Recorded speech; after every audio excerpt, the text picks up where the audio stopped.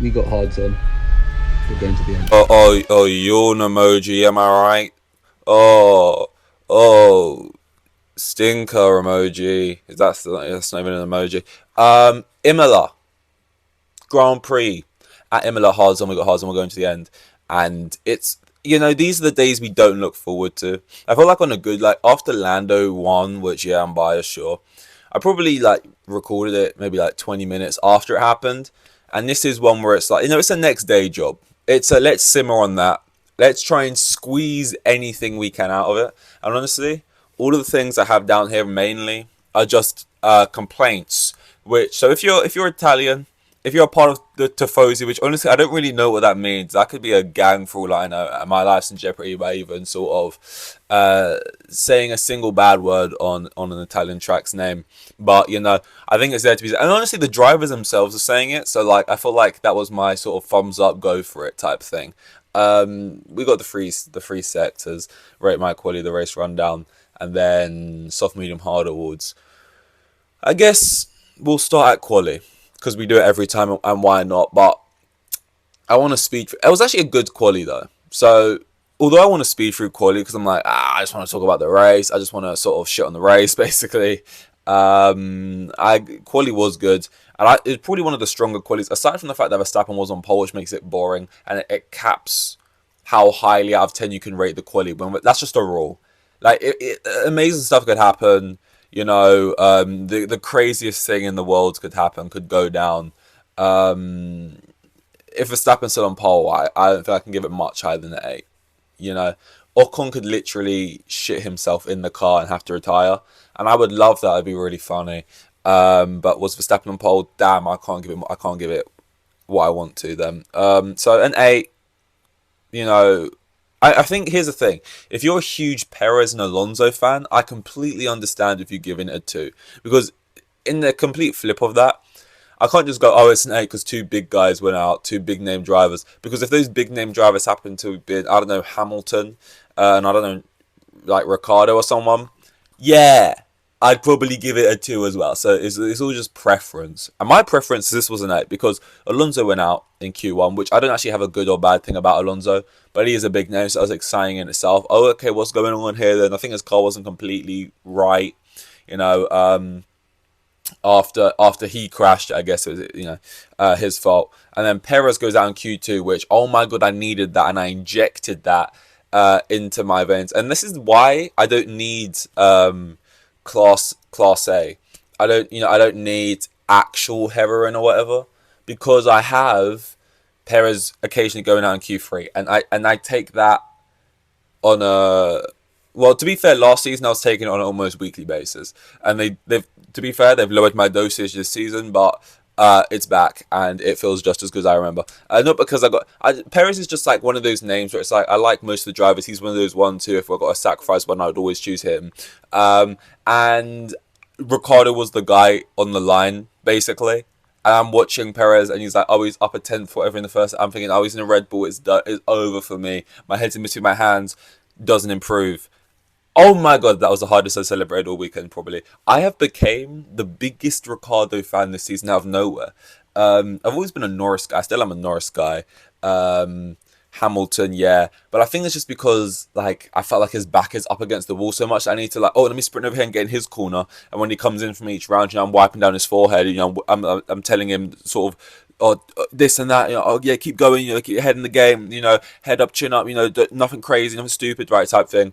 Because I feel like he needs it, type. So I've sort of became this bigger sort of Ricardo fan than I was. If he was just winning races from the second I started watching the sport, I'd probably like Ricardo, but he probably wouldn't be one of my favourite drivers. I think it's the fact that he's went through the McLaren thing, and now he's kind of on a last chance type thing. And even if you get a chance after this, it's going to be at you're going to be replacing. You probably won't. They'll give it to Kimi Antonelli or someone. So you probably won't even get a Williams. You'll probably be in a kick team Sal. You won't even be worth it at this point. You might as well, just drive your normal road car, because it won't be much. Anyway, that's actually not even that bad at this point. I don't think. I don't think there is one outlier stinker team, because even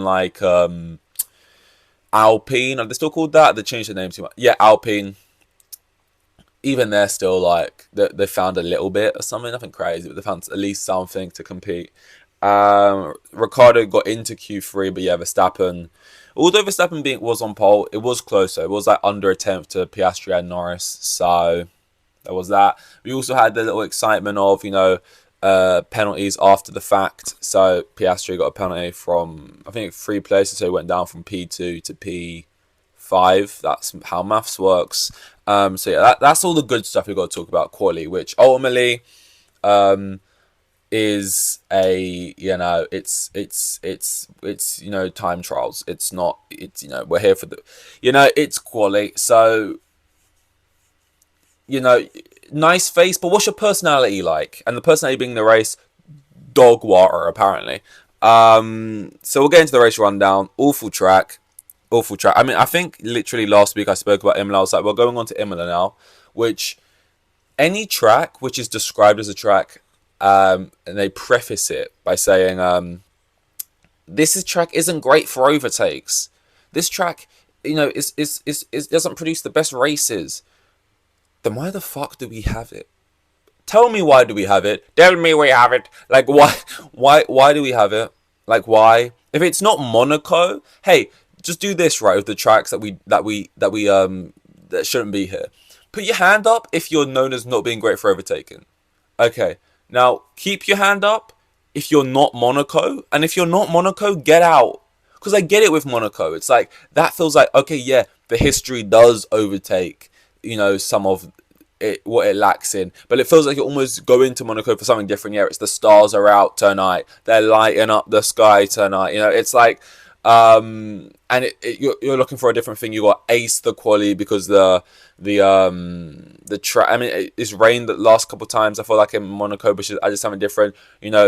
The strategy is huge there. It's so precise. It's almost impressive. Whereas this doesn't look impressive. It looks just like a normal track to like the layman eyes or whatever.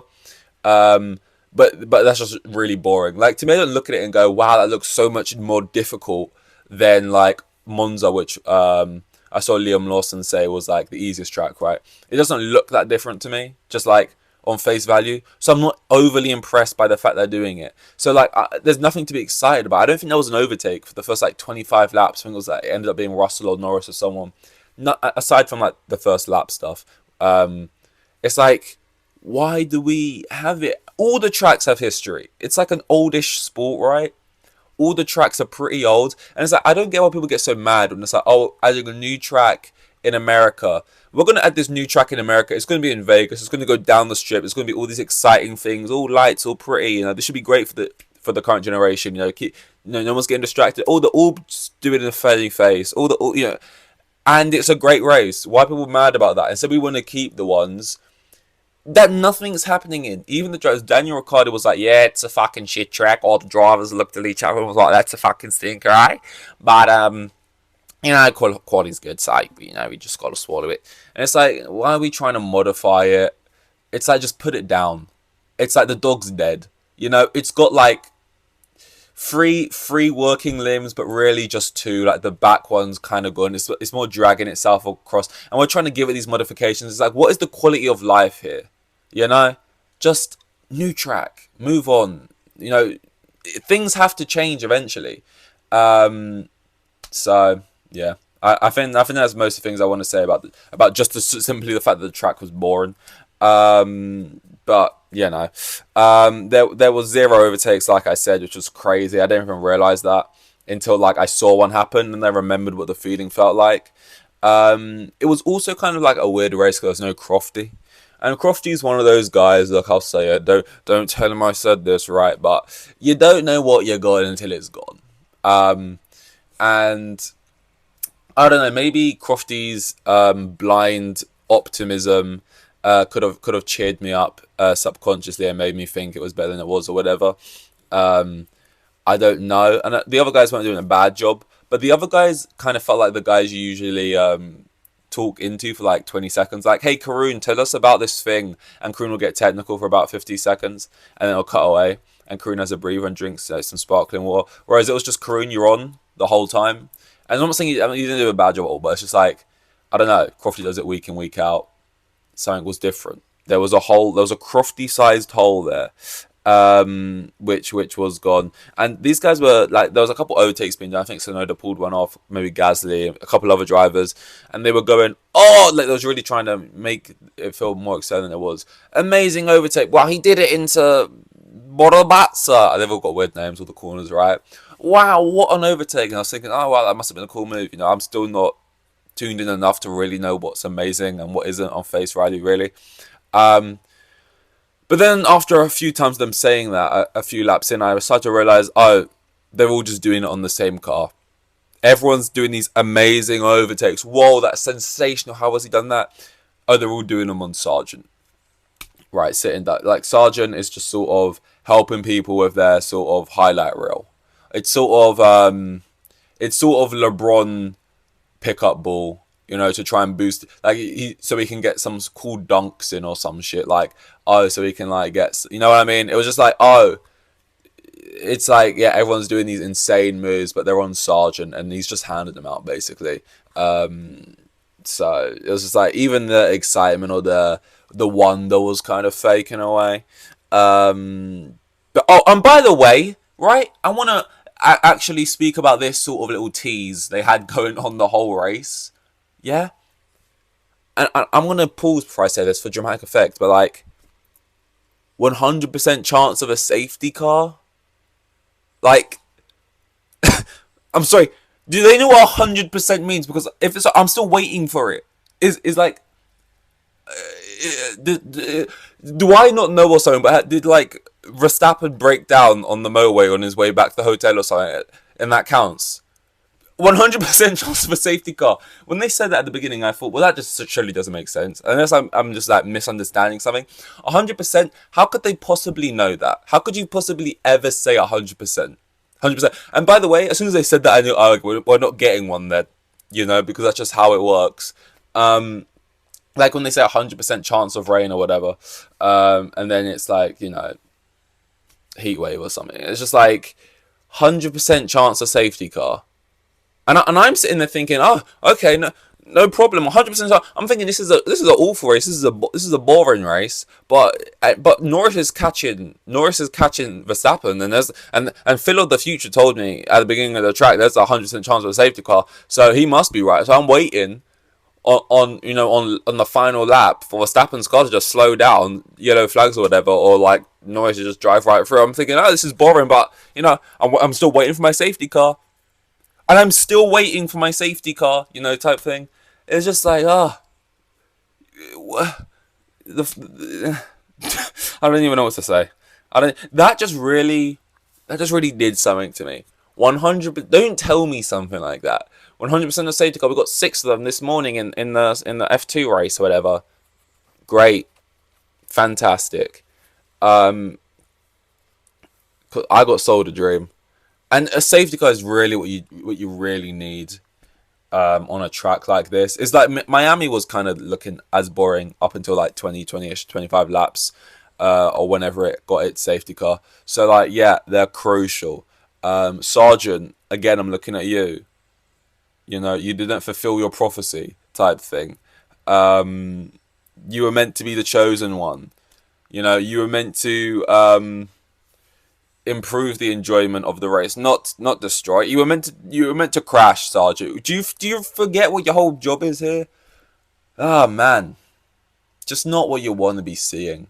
Drivers driving with pretty good accuracy and precision. It's just not what you want, man. It's just not what you want. What else we got though?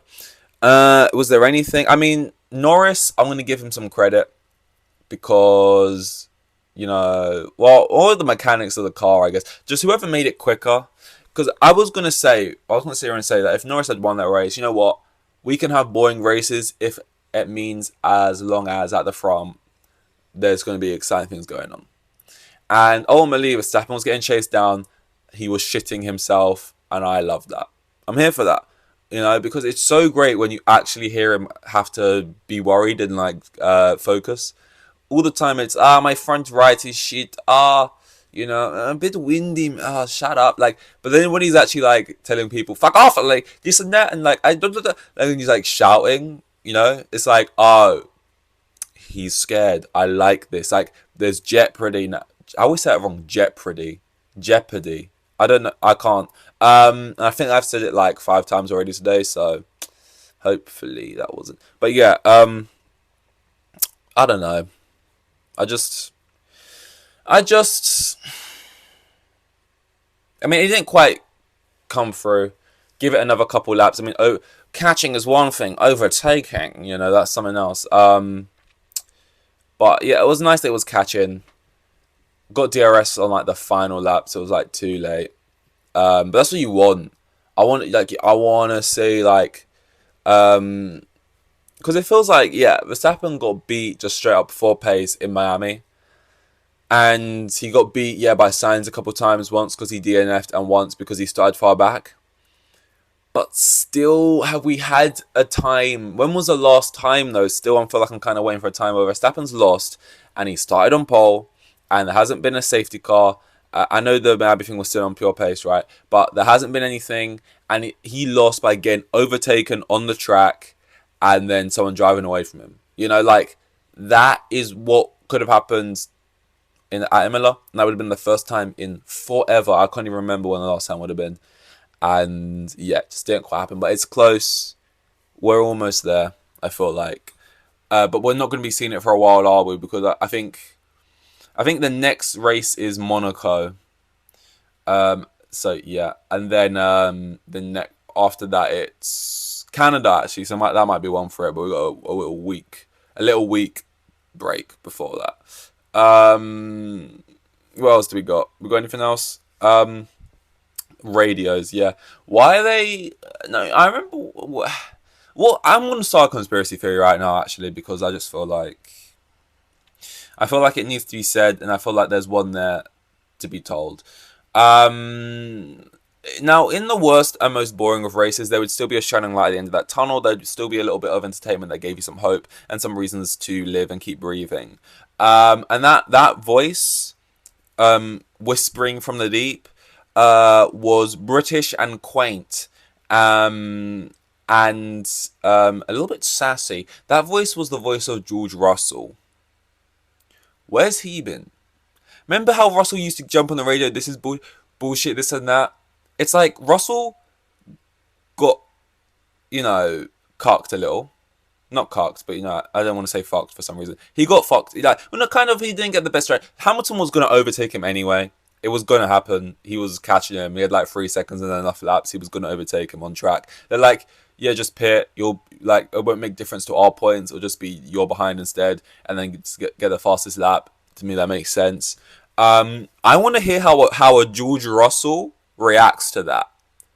Okay, why are they censoring George Russell? Why do we never hear that radio, and instead we get it recited to us by Ted Kravitz? Instead we get Ted Kravitz on the radio like, hi guys, so George just went on the radio, pretty mad about it, went a little bit crazy. He said something along the lines of, fuck you, fuck this whole company and organisation, I'm not giving my spot to Hamilton, but they said, give it to him anyway. And it's like, why am I hearing Ted tell me that? Why am I not hearing a random little, 2 seconds Ted, and then a crazy British George Russell being like, oh, bloody sugar, no, cheerio. Because it's not because he's like swearing down the radio, because I know they want to like put a cap on the amount of swearing or something. They're trying to like bring that down. But it's like, I just feel like we've been hearing a lot less radios in general. Like before, you just get a lot more just coming through. And yeah, it'd be like irrelevant shit, but they'd be like mildly funny, or also something to laugh about when you're just sitting there sort of chin falling into your neck, sort of Netflix black screen, are you still watching type thing, and you're kind of just like a mess type. It's like sometimes you just want that. Why are we not getting the radio through? Multiple times people were pitting, and like it wouldn't show what their pit time was on the screen. The graphics just weren't loading. A lot of times, like nothing is happening on screen. We're just watching like nothing happen. Drivers nowhere near each other, no fighting. And I'm looking at the time on the side, and yeah, sure, maybe it's just like Albon and Magnussen, but it's like two tenths, 1/10. Someone's overtaken them. Why do we have to watch that in a replay? Like, I just don't get it. Why the people in the control room, you can see all the times, you can see all the drivers going around all the screens. There's probably a little bit of a delay, so you've got time to change to the right thing. for the coverage, right? And it's not like, oh, we're trying to tell this and that's also happening at the same time. We just had to sort of prioritize one. It's that nothing's going on here. Why are we not seeing as it, this is something I'm sure people complained about for years and years. I get it's hard. There's 20 people driving around really quick. It's difficult. You're going to miss shit. But I don't know. I just felt the graphics were just tricky. I'm not getting enough radios. I just feel like, what is, they're trying to like, what is going on here? Right? Because something's going on. When I'm not hearing George Russell, something's going on. But it is what it is. And here's another thing. How accurate are those time gaps on the side? Gap to driver and ahead when it's like... Because I'm watching them closely. And by the way, sorry. If this isn't like a thing that really bothers you or isn't really a problem in your life as a Formula 1 fan, having your eyes on the gaps between drivers, watching them like a hawk because you're really backing someone, then sorry, you're a privileged fan. Oh, sorry, let me guess, your favourite driver's Verstappen, this isn't a problem to you. Oh, okay, great. Well done. Oh, you want to, by the way, look, your privilege is showing. But for the rest of us who are like dying on a cross, sacrificing ourselves, just begging that it'll change, and we're like just willing people like Ricardo, to get into the punch or something, and I'm watching him behind like a sergeant, or like, trying to catch a Hulkenberg as a Magnus is catching him, then yeah, my eyes are kind of glued to the timesheets or like to a Hamilton or someone else who I'm really rooting for, who happens to be in the midfield, right? And like, how accurate are those times? Because like, I'm literally looking at it. It's like, okay, three seconds to him. Okay, 2 seconds, 1.2 seconds, 4 seconds. 4 seconds? What do you mean 4 seconds? 16th? Like, what's going on? What's going on? And it happened multiple times. I've noticed it before. And is it just like that just happens? And I'll look back after 4 seconds and be back down to 2. And it's like, is he just getting close to shitting the bed and making a mistake and falling back? Is it like he's getting dirty and he can't catch? Or is it just like they're not that accurate?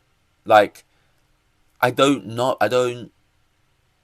Or is it just that? Because he caught Hulkenberg kind of multiple times throughout that race and kind of closed the gap from like 4 seconds to like 1.2. And just as he was about to get into DRS, I'd look back literally within 10 seconds and he'd be like 4 seconds away. And I'd be like, oh my God. He got caught by Magnussen. They got their strategy wrong, I feel like. Because Tsunoda fell from like P7 to like P10. Ricciardo fell from like P8 to P13. And it's like, Magnussen managed to catch.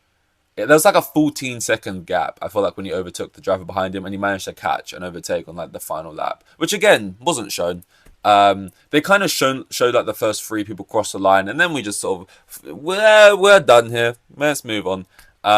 So like, yeah. I don't know how accurate that is, but yeah. I mean, the next one's Monaco, which from a Daniel perspective, I do worry about because it is a qualifying heavy track. Got to get the strategy bang on. I don't know. I mean, I say that because I feel like at this point, Tsunoda is a better qualifier than Daniel. But, on the right track, we've seen that sometimes Daniel's better. And he's done Monaco a lot. He's had good history at Monaco. So maybe he is a decent qualifier and will prove to be at Monaco if he gets the setup right. And normally, if he does, that could be points. That could be a couple points on board. Because that car's actually looking decent. I've spoken, not spoken crazy long, but longer than I thought I would about this race in particular. It wasn't great. Soft, medium, hard awards. I was actually going to phone it in and just give it to the same people last week, like Norris hard, whoever I gave medium, this person's. But I thought, actually, no. I'm still going to give Norris the hard award, which, whoa, that sounds crazy. But that's what they named them, and I knew what I was doing. He just had a hard performance. I just think, and when I say that, this is great. In the last like 10 laps, he at least gave a hint of excitement. There was an idea that it could happen, and excitement at the front. So I'll rate that. Medium, I'm actually going to give to Stroll. Stroll low-key body, not low-key, high-key. He high-key bodied his teammate Alonso all weekend. I mean, Alonso qualified last, pretty much. He started in the pit lane. Where did Stroll qualify? Stroll qualified P13, and then he went up to P9. Went up 4 places. I think Alonso may have had damage or something wrong all weekend, or just something wrong with him all weekend. I don't know, because he was just off it all weekend. Didn't really gain, didn't really do nothing. But yeah, fair play, Stroll. Decent weekend. Managed to get the team a couple. I don't know how many points it is. Few points. Alonso didn't qualify well. Was at the back. He out qualified him, and he raced better than him. And he low key went under the radar. And we don't like to do it because, you know, he's Prince. I was gonna say Charming. He's not really Prince Charming. He's more Prince sort of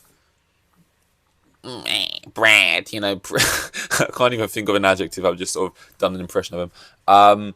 But, you know, fair play to Stroll. And then I easily then could give the soft awards to Alonso then as a sort of thing of that. But instead I'm going to let my bias show, and I'm going to give it to Perez. Because ultimately, Perez, you're in a Red Bull, you know, and you didn't get out of Q3. And two of the baby Red Bulls, or the little baby sister team Red Bulls, right? Were in Q3 along with your teammate who was on pole. You was in Q2 still, just sort of not getting through. And then in the race, did you improve that much? Really? You went up from P11 to P8. Big whoop. Well done, mate.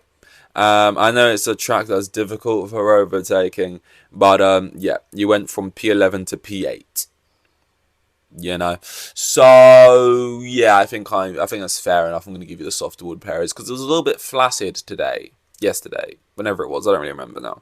On to Monaco, and I like Monaco because, like, if you're gonna be a track that's essentially boring, do it well. And they dress up, like they say you can't polish a turd. Monaco does a fantastic job.